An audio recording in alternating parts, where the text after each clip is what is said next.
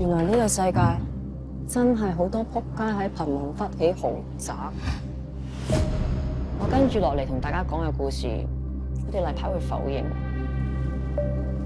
但我要喺度同全世界講，我哋會繼續。Hello， 大家好，我哋係法蘭克，我哋淨去咗。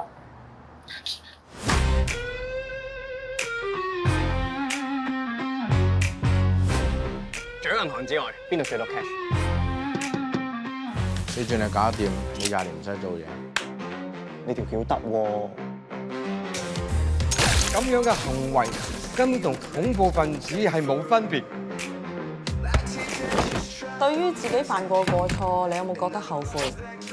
我好後悔。你唔會出外途盡㗎？如果唔係咧，我用咗你啊！我問你筆錢俾邊個㗎？你知唔知道自己搶緊邊個啲嘢？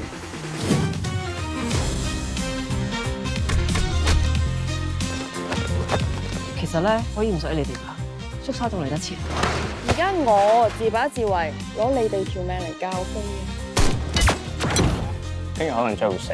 你講笑咋嘛？你而家咧就好似喺懸崖邊嗰度走緊捷徑，一個唔小心跌咗落去，啪，粉身碎骨。我平時戴口罩都會有人認得噶嘛，你哋個面具穩唔穩陣？咁你咪喺個面具出面再戴個口罩咯。